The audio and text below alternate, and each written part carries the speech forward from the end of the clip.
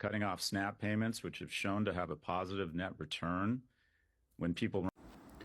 Look at this Professor Galloway, who's the epitome of a hypocrite. This guy runs around talking about problem with men and boys in society, and the number one contributing factor is absent fathers. Who creates absent fathers? Women on welfare. Women who abuse the corrupt, radical, feminist, anti-family court system. I've agreed with what this guy has said on many shows about how we're isolating men. You know, the dating world screws men over because women are empowered to be self-flattering narcissists and demand so much from men. Why? Because they grew up with single mothers who were on child support, welfare, got alimony, got the house, all because they had sex and carried a child. They're legalizing prostitution. So this Professor Galloway is a punk-ass bitch, hypocritical sellout.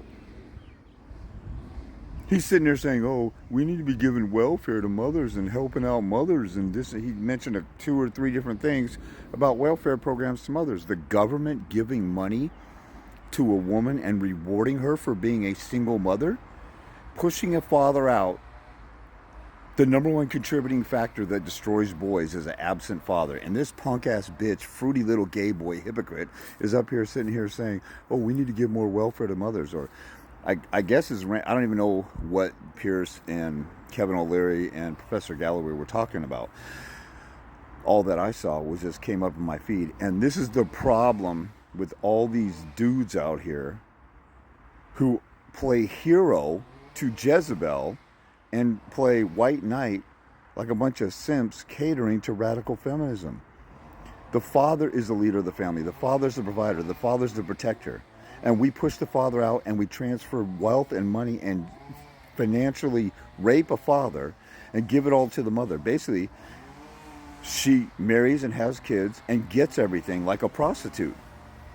In this day and age of women being strong and independent and equal to men, they need to be on welfare and they need to get child support and they need to get alimony in order to be able to raise kids, which means they can't raise kids. And they do a horrible job raising kids. All the statistics of kids who are going to jail, depressed, on drugs and all that stuff, it exponentially skyrockets when the father's not in the home. We're so freaking backwards. And this guy's a professor. I didn't even know he was a professor. Professor, punk-ass bitch, house slave sellout for the government programs and destroying the family and breaking up families and leaving boys fatherless. And all this stuff contributes to the feminization of America, the feminization of boys, and he's on different programs crying about it. Like an ignorant... See, this proves that because you got a degree. You know, lawyers suck. Lawyers usually suck at going to court and doing the right thing. They're all part of a corrupt system. Or family law lawyers. Most attorneys who don't practice family law, they say the reason why I don't practice family law is because of how corrupt it is and how dysfunctional it is. Family law attorneys are practicing a ghetto version, a Mickey Mouse version of actual law. They're corrupt and evil. There's all kinds of professors out there. All they do is have knowledge of a subject and they twist their opinion and put their opinion on one side of an issue.